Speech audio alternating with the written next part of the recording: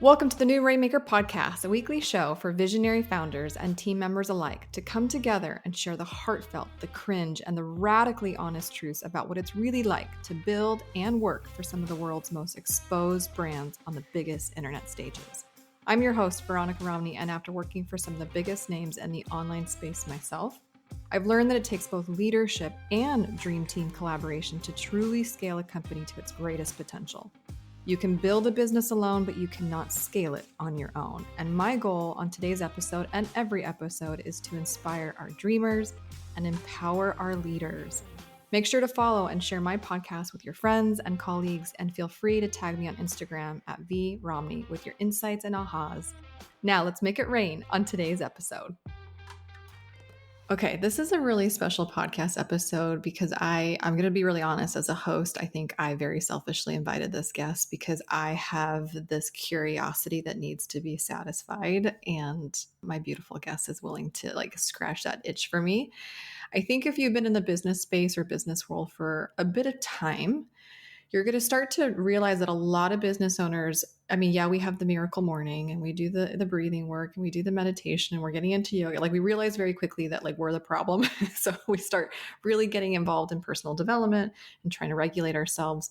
But there's this growing curiosity and inclination to work with people who have above average gifts and talent to see things that most of us cannot see. Now, words like psychic, medium, channeler, etc., are coming up. And so I've invited my very special guest to talk about these things because I think a lot of us in the business world want to touch it or have a curiosity around it. I certainly do. And I can be very honest about my hesitation around it. And I would imagine that if you're listening, you too might have some hesitation around it because it's still so mysterious and mystique. And you're like, I don't really know what I'm scratching here. So I'm going to invite Miss Gabrielle, also goes by Gabby Laura, to today's Rainmaker podcast. Gabby, are you? That was such a good intro. Hello. Thank you for having me, Veronica. I'm so excited to have this chat, and for everyone listening, I really appreciate you showing up. Well, I really appreciate you for you. Before we even push the record button, she's like, I'm game to talk about whatever. I'm like, really? She's like, yeah. I'm like, let's do this. So I'm itching. I want to dive right in. But before I do, for those of you who have not heard Gabby's name or have never seen her before, heard of her before, Gabby, would you introduce yourself to the Rainmaker podcast? Yes. So my name is Gabrielle Lara, and I am an intuitive channeler. And what that means is that I have the ability to connect to people's souls, their higher selves, their intuition, their spirit team, and anybody living or past who is affecting somebody's soul journey, soul purpose, positively or negatively. And my focus is in the manifestation space. So my goal is to help entrepreneurs, really everyone, become more intuitive so that they can manifest more. And a lot of my gift is being able to see beyond the human experience to see what is blocking somebody's abundance, somebody's manifestation. And so I work a lot with healing and releasing and processing, and being able to do that from a deeper level is something that I'm just so incredibly happy to do. Oh gosh. Okay. I'm gonna dive right in. I'm just gonna be, I don't know if I represent the majority of people who are listening. Maybe if you're listening to this and you were attracted by the guest and you were attracted by the title of this podcast, it's probably because you've already dabbled working with someone that is gifted like Abby. I'm going to be really forthright and say that this makes me nervous. There's a lot of things that go for me. Now, I'm also going to own my own stuff. So number one, I grew up Catholic.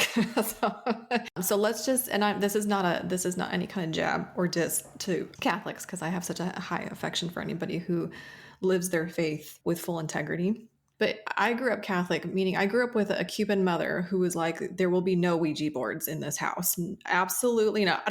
We don't even play with that. We're not calling upon anything. We're not inviting anything to the room. No. Because and I say that from a place of I don't believe it's true. I say it from a place of actually I hold a lot of reverence and I hold it in high regard.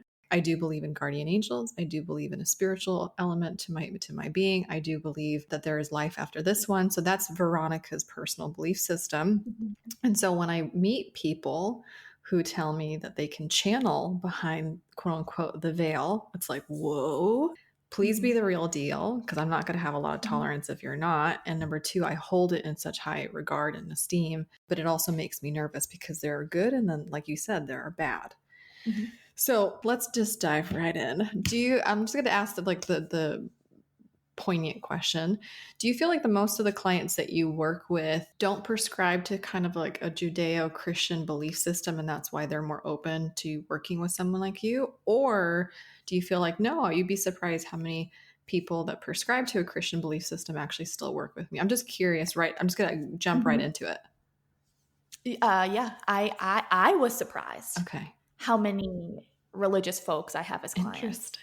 Because I did not grow up religious. I'm from the Northeast. I did not grow up religious, although baptized and confirmed, but just never stuck with Sure. any of that. And, I always believed in a higher power. And the way it was described to me was like this man with a pitchfork rules everything. And I was like, that's just not, I didn't align with that until I grew up and realized that that's not what it Mm-hmm. is.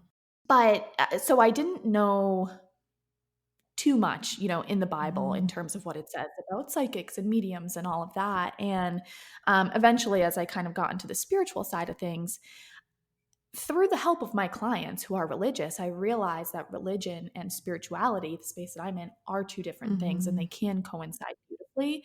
But it comes down to the person's belief system. Some people are very much against it, and I can absolutely respect that. At the end of the day, all I care about is people having some sort of trust or faith in a higher power Mm-hmm. that they know is guiding Mm-hmm. them. And if that is through the Bible or through something like that, more Mm-hmm. power to you. But I was pretty shocked at how many clients I have. Yeah, that's fascinating to me. Actually, I think Yeah. I know that the more that I talk to people that have, especially after going through really hard things, is when I think most of us are so humbled and so radically opening to answers and truth being found in multiple spots, right? Mhm. How did you even know? It's like again, I'm gonna be the ignorant person here. So I'm just gonna put myself out there. And if you're listening, you're like, at least she's saying it because I want to say it too. So like I watch, The Sixth Sense. Like, Mhm. right? You watch these movies growing up, and this poor little boy has this talent, has this gift to see dead people, like, cliffhanger Mhm. at the end of the movie, Bruce Willis. But like, how did you know that you were more inclined to a world that is not just the one that we are operating in all the time? Because that, I would imagine, I'm curious what age you discovered it at. I'm Mhm. curious, was it heavy for you to like have that reality? It's like, it seems like it would be a lot. I can barely handle this world, let alone being inclined or having the frequency of both FM and AM. Yes, yes, that's a really good way to put it. And so, for reference too, I've never once used a Ouija board. And I remember as like kids, I remember my cousins once were doing it. I was like, absolutely not. Okay. And I'm so glad I didn't, and I never would Yeah, ever. yeah. I even asked my husband Eric, I was like, what is a Ouija board? I didn't even really know what it Mm, was, but never. So some people, I guess you can say, are born with the gift. All of us are, but you come to the realization of the gift at different points in life. And okay. some people do it very young, at a young age, right? Like the man in the Sixth Sense, the boy in the Sixth Sense. For me, it took me 29 years. Okay.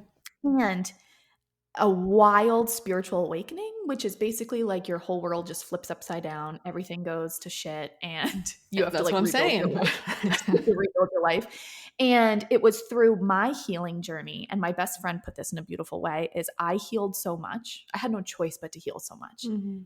that by healing all of that, I actually made the space for this gift to come through. Mm, And now that I channel, I realize that I've been doing it all of my life, not half as in depth as I do sure. now.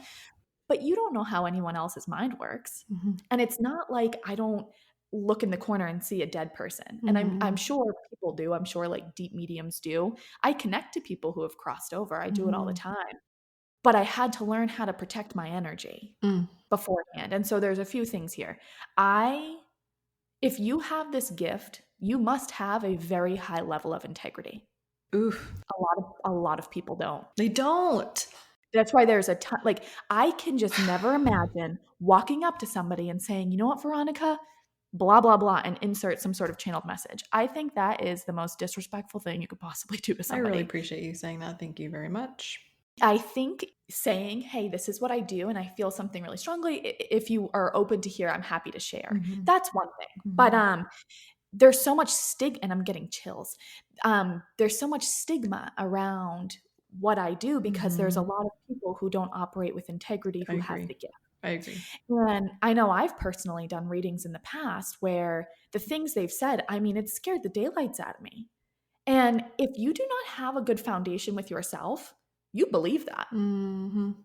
And you let it rule your world. I know it did for me for a little bit. It was terrible. Anyway, so it was through my own healing journey that it just miraculously came together, and a friend of a friend who happened to be a medium, who I knew she was a medium, I had a good connection with. I was recording her on my podcast actually just like this, and just about her story, all of that. And towards the end I told her, I was like, I'm experiencing this thing where I'm talking to people and I'm hearing I'm just getting these downloads of like 3 or 4 things that I feel so tempted to just say, but I don't want to just say them. But it's hard to concentrate if I don't say them or write them down. And she was like, "You know what that is?" And I was like, "No, can you Tell please tell me. me?" Yeah. She's like, "You are a channeler." And I Mhm. was like, "No freaking way. Is that what this is?" And so then I was actually going to a retreat with the mastermind that I'm in. And I said to the women, I was like, "Listen, this is really bizarre, but I think I can do this. Is anyone open to me trying on them?" And 3 women came forward and we did readings. And it just, from there, it just snowballed. And Mhm. the more I did them, the more I realized that my gift was being able to, see people's soul's purpose, help them heal, help Mhm. read soul contracts. Say you didn't have a good relationship with your mother or your Mhm. father, I could connect to that person and help, Mhm. understand that from a higher level. And, um, but if this gift were to come to me 5 years ago, I would be an absolute head case. I couldn't have handled it. I would imagine it's again. I do believe in the gifts that a lot. I Yeah. think in lots of different gifts. I think a lot of people are more spiritually inclined. Some people are just very intuitive. Yep. I believe I possess one of discernment, where like I my Mhm. spidey sense is like I just can Mm. read a room. Yep. Integrity is like one of my favorite words of all time, especially Mhm. when you're in Enneagram 8. It's kind of like our Bible is the integrity. Yep. Yep. But I would imagine that this gift can also be heavy. I'm just curious, does it weigh on you? In the very beginning, Okay. I didn't know how to shut it off. Okay. And that is the biggest thing. So, funny enough, is I had to learn boundaries before this gift came about. That's the reason why I had to learn boundaries. My boundaries are very strong. And I truly believe that I'm in control of what comes to me. Okay. And I don't invite any negative energy ever. I've never had an experience with negative energy ever.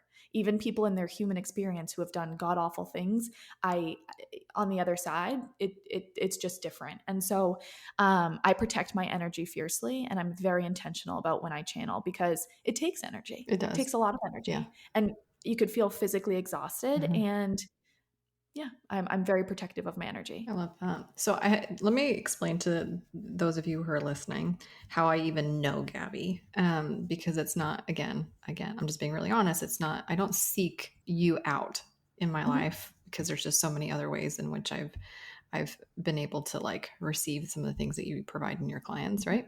And I have a hesitancy because I'm like, oh, Mhm.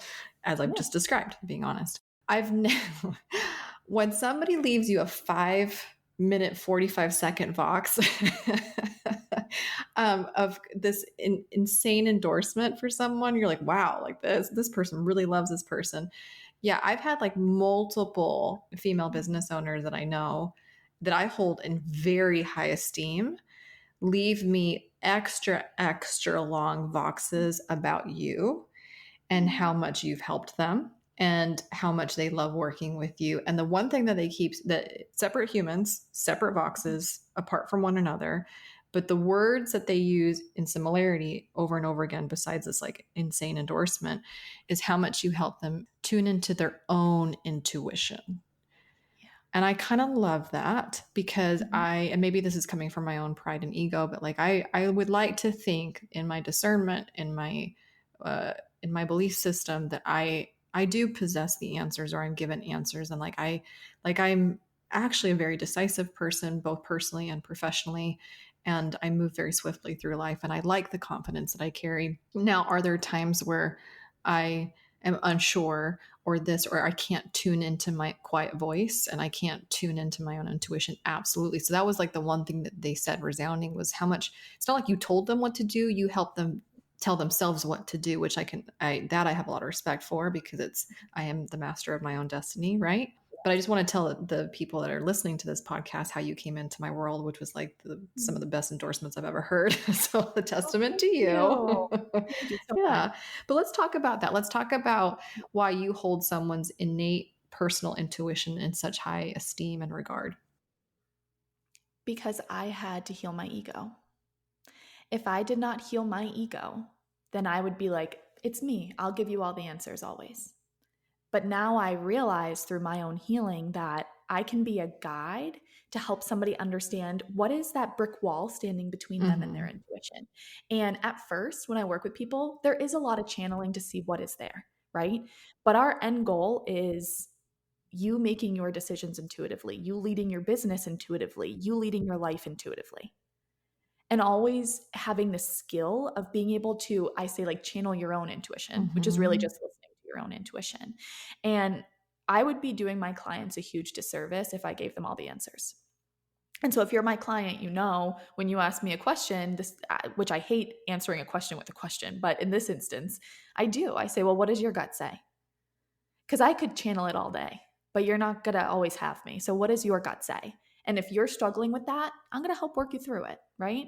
And once you tell me the answer, we'll chat through it. But I'm not here to give you all the answers. I'm here to help you figure out what's standing in the way of you getting your own answers, Mm-hmm. helping you release that, and then empowering you to listen to your own intuition. Well, but that's how what it is to be a good mentor or a good guide because, and by the way, I'm guilty of this too, where like as a provider of CEOs and their teams, like I get a lot of very poignant questions. How do I do this? What do I do Right. here?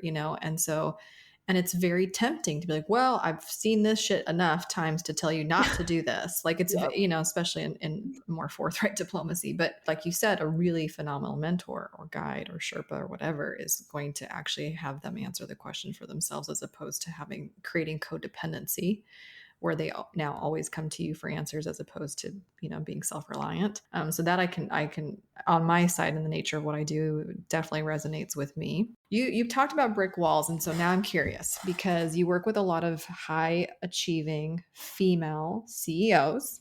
What would you say? And I know everybody's uniquely different, but I would imagine you probably see a lot of commonality between us. I know even working with Dr. Jordan Wiggins, there's when you're over functioning in your masculine, you probably have a crappy sex life. Like there's just like certain assumptions that you can make. But I'm curious for you, like when you work with our type of zebras, our type of personalities, what are those common brick walls that are usually top three that blocking us from our own intuition? Self worth. People tying their self worth to how much money they make. It is money and worth almost always. Ooh. And that it goes very deeply, right? Because even if people hearing that on a surface level is like, no, I don't tie my worth to my money. Deep down, I rarely don't see it. Mm-hmm. There is a lot of worth to that, or putting money on such a pedestal when their version of success is actually slow living, driving a pickup truck, having 100 acres of land. It's not about driving the Rolls Royce and Mm-hmm. having the Mm-hmm. mansion. So 100% self-worth. Let me think what else. Confidence is a big one, trust in themselves, and trust in the higher power. Trust and surrendering. Mm. Surrendering is a doozy. That one's a hard one in Surrendering is particular. a doozy. It Yeah, is. to let go, trust, fall, surrender, receive. That's very feminine. But yeah, like Mhm. money and self-worth. Oh my goodness.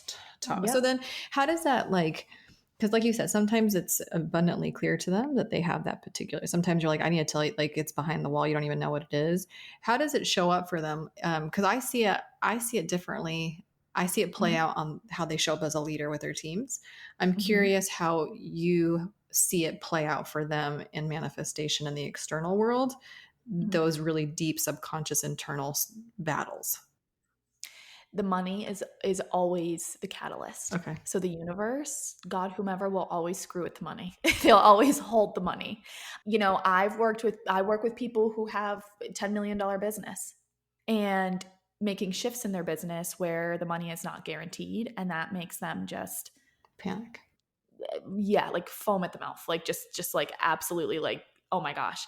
And so the universe always uses money as a catalyst. And so what I see most often, right, is particularly with business owners, people will scale very, very slowly. That was my that was my experience, very slowly, and literally kind of like withhold the money to encourage you to heal all of the attachments that you have to money. I can now see why I had that experience.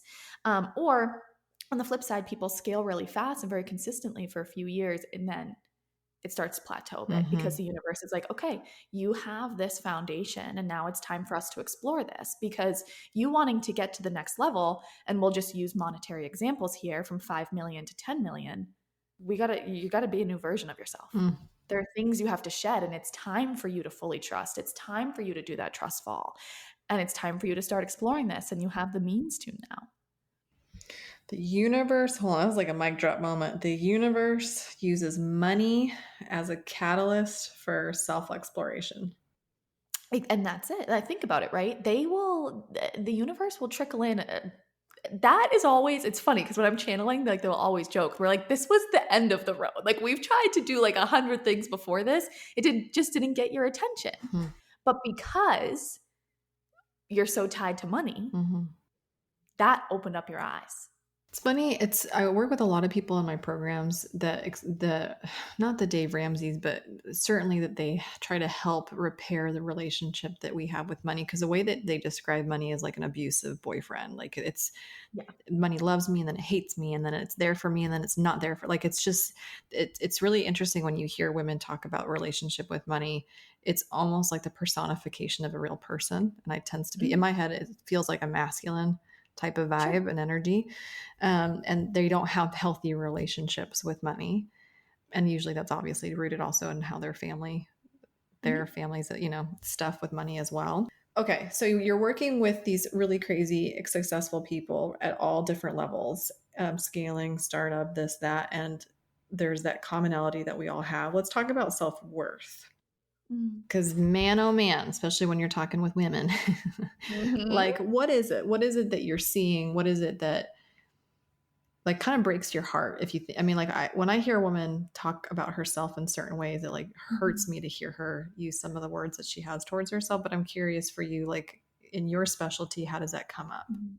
Particularly with this, and I'm just going to use the terms masculine and feminine, even Mm-hmm. though from a channeler's point of view, it's human experience versus spiritual, Mm-hmm. is really what it is. But in the human experience, we understand masculine and feminine, where money is actually very feminine, but Oh. people, it's very feminine, right? Because the vibration of money, AKA abundance, is love, peace, joy, intimacy, all the things.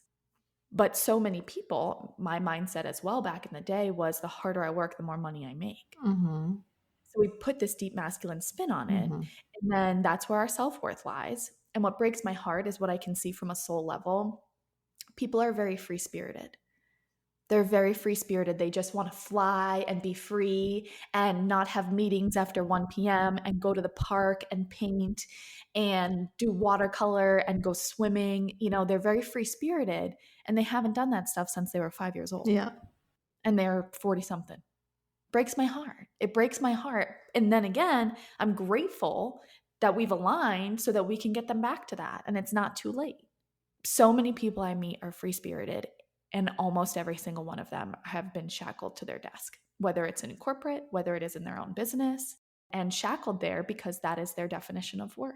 If only they knew that their self worth was actually through play and joy, and they would make so much more money if they just leaned into the feeling of playing with their dog after work, or bringing their kid to the playground and swinging on the swings with them, or something like that. You attract so much more by doing that. But our mindsets are, if I'm not active in strategy, it's not working. And what I have learned through channeling is that there's a 50-50 balance, right? You can't just be playing all day, but you can have meetings for 4 hours and then play for 2 hours. Well, it's interesting because like this is something that comes up a lot. Is like, is balance just this big lie? And and what's the difference between balance and harmony versus balance, and like Mhm. yin versus yang, female versus math? I mean, like, freak, it's just a lot. And that's, I think, for Mhm. me, if I'm being honest, like in my own entrepreneurial journey, the more that I learn about how we as human beings work and Mhm. function, and the lens in which we view our mortal, human experience and stuff like that, it can be very overwhelming. Sometimes I'm like, Yeah. man, can I go back to when I was like a little girl and ignorance is bliss? Yep. so, You're so right. when you're working with your clients and I mean, this is some deep stuff. Like when you're working with your clients and you're opening up a spiritual Pandora's box, at least that's how it feels Mhm. to me. Yeah.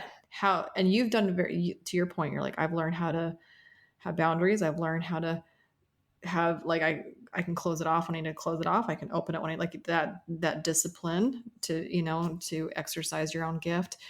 How do you, because sometimes, and I'll be honest, sometimes I see people work with people of your talent, or even just like traditional therapists, to be honest, like just even the Yeah. therapy that you can go to betterhelp.com for, right? And it like lays them out. It Mhm. lays them out for hours, if not days, if not weeks, because it Mhm. like scratches this trauma and then it just leaves them to sit in it without the tools to Mhm. manage it. How do you help your clients co-regulate when they're exploring some deep stuff with you? I love this question so much Oh, because good. that is such a good point. It's okay, this is the reason why I actually don't do one-off sessions because I could say, "Hey, Veronica, this, and that. That's what's blocking you. Okay, bye. Bye. Go on your way." Mm-hmm. It's why I work with 6 people for 6 months Mm. because it is no joke to release these things. And I always ask the person's higher self. I say, "Higher Gabrielle, these are the wounds of or these are the blockages here. How does Gabrielle process these?" And the higher self will tell me. And this is the beautiful thing because I'm just the messenger. You're healing yourself. Mm. And a lot of the times, and one of my favorite things is channeled EFT tappings. So, have you ever done tapping before? I know what it is. I've never done it. It's very cool. So much of these blockages are sitting in our subconscious, and EFT tapping is one of the quickest and most, it's just one of the quickest ways to release and one of the most effective. And what I love about tapping is it's readily available. There's so many free videos on it. But what I do is I create channel tapping. So when I'm with a client, we'll say, okay, she's tying her self worth to money. We hop off our call and I say, okay, in your Google folder, I am going to upload a 10 to 15-minute channel tapping. And so we'll hop off. I'll go do my thing, come back to my computer, channel in their higher self, hop on my Zoom, press record, and it's my face and my voice, but it is their words. Mhm. It's them healing themselves. I'm just the middle woman. And that's what we'll do. I'll just follow through the tapping, we'll do our thing. And that is one of the most successful ways that my clients have been able to release these blockages, also through talking and through different modalities, Sure. movement, somatics, but it's really through that deep subconscious work, which can be sometimes they're 5 to 8 minutes. It doesn't Mhm. have to be a 90-minute session. Yeah, I think that, so I grew up with Cuban immigrants who, like, it's therapy was like, haha, people that go to Yep. therapy are fundamentally broken and they're crazy. And that's unfortunately, I think, not even just for my Cuban immigrant parents, but also just, I think, for older generations. Like, there was such a stigma around self-help. There's such a Mhm. stigma around anything to do with that. And I'm grateful that it's not that way anymore. And I'm grateful that I'm of the generation where I'm teaching that my kids are that all feelings are okay, and that to feel is to, to be human, and it's a good experience, and to be sad and to be happy and things like that. But I think, if I even when I think about my parents and all the stuff that they went through, and I mean, trauma with a capital bolded T, Yes. leaving communism, fleeing communism, and coming to a country with nothing and not knowing the language and being treated like second class or whatever, more like 10th class citizens. I think it's always that fear of, I don't want to open the box. I don't want to open the Mhm. Pandora's box, because what if I can't put a lid on it? Because if Mhm. you are high functioning and everybody Mhm. is relying on you, your family, your business, your employees, your customers, your students, I mean, like, there's just so much riding on you holding steady Eddie. And so the work that you do you feel Mhm. like the most of your clients come to you like what you went through, they come to you on the backside of a crisis, and so like that's why they're Mhm. radically open? Or are they coming, because I would imagine that you trying to convince somebody that they need you when they're just trying desperately to hold it all together, and like is not the right time to bring in a Gabby. 100%. The Yeah. person has to be ready. Yeah. And there's usually some sort of situation that basically smacks them across the face and is like, wow, okay. And normally it's money. Mm, Normally it's money. And I will say there are people whose purpose isn't to heal, right? People listening to this, you may never have to open the Pandora's box. okay. You may never need to. You really have to want to Interesting. because it is an energetic and financial commitment. It takes a lot of energy. It takes you showing up and really committing to this for it to work. But yeah, usually like just somebody who is, holding it together or content in their life. Mm-hmm.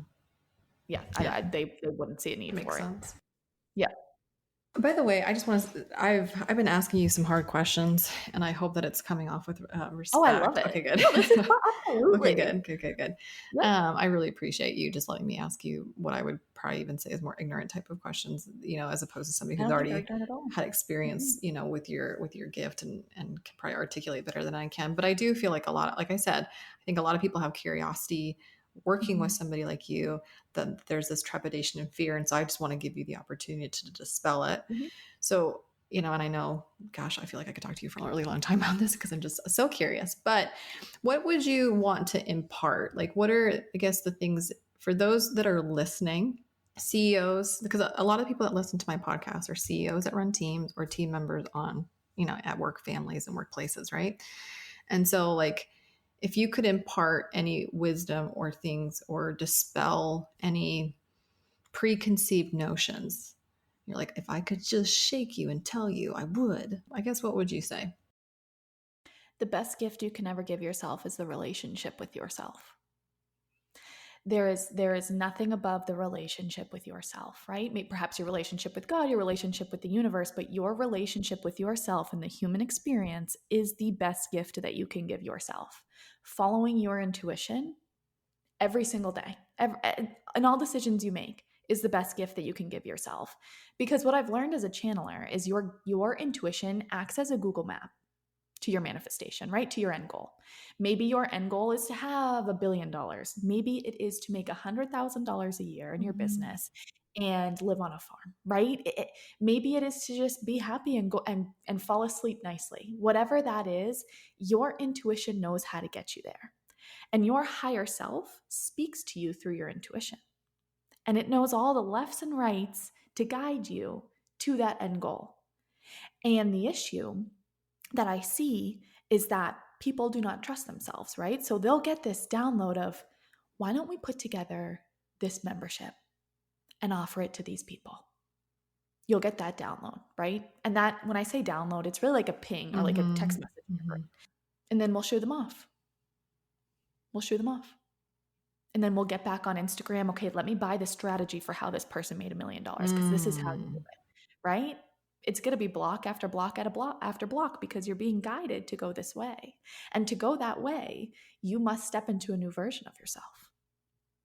And so when you rebuild your relationship with yourself and really prioritize that daily, and it looks different for everyone, right? It looks different for everyone. It is the best gift that you can give yourself. Mm. I don't disagree. I think the older that I get, the more that I know myself Mm-hmm. has been liberating. Because also by just even breathing in life, not everyone's going to love you, agree with you, and endorse Absolutely. you. But to Mm-hmm. know thyself has been a gift in many ways to overcome a lot of that, because, ultimately it's really about you and the people that you care about and the things that you prescribe to, that matter the most. So I love that. I Absolutely. think that's a perfect send off.